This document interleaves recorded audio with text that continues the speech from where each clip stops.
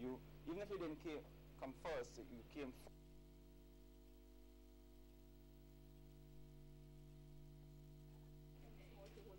Yeah. And I know.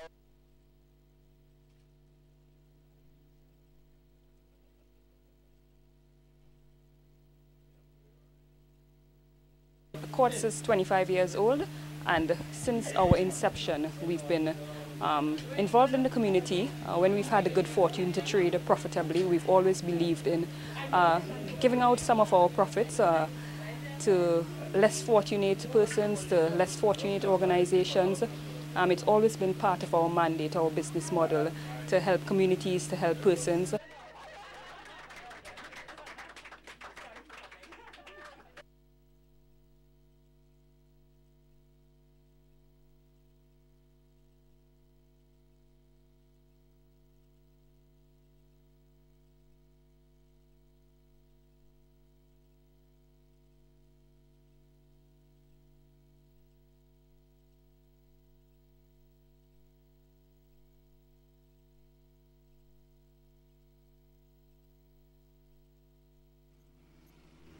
There is no love lost between the St. Lucia National Trust and the Paradis project. National Trust Director Bishnu Tulsi says the project has caused untold damage to the environment where it is located. The environmentalist on the Paradis project is a former trust employee. Peter Ernest says the development has not been devastating to the environment.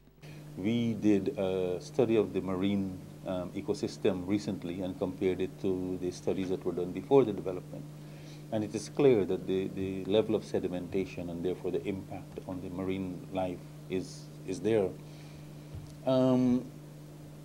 The concern we have as well is about the way this development has taken place, the bare stripping of the land, inadequate silt traps, and a whole range of issues. I will not categorize it as being major, but there have been environmental issues.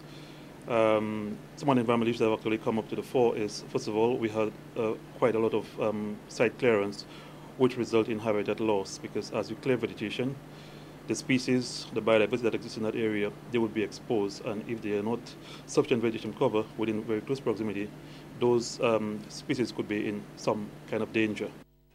Ernest says he cannot speak on the National Trust survey because they were not part of it.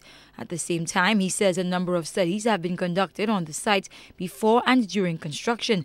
He says these have been under the auspices of the Ministry of Agriculture. Ernest says based on these findings, no heavy impact has been detected on the environment that houses Paradis. The study concluded that there was no detectable change had occurred on the project, despite the clearing that had happened to date. The white-breasted thrusher was known to cross over the Gulf lines without no similarly major disturbance. And so far, the numbers have not actually changed in any significant way.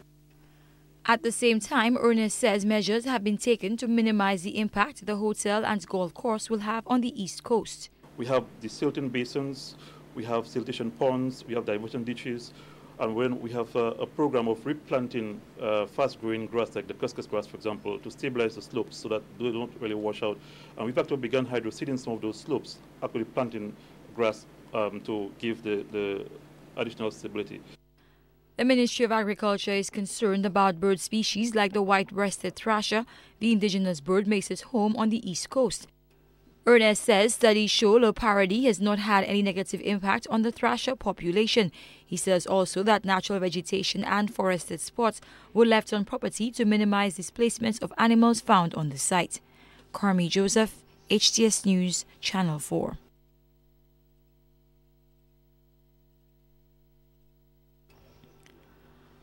One of the divas of the soca music scene, Cupid, is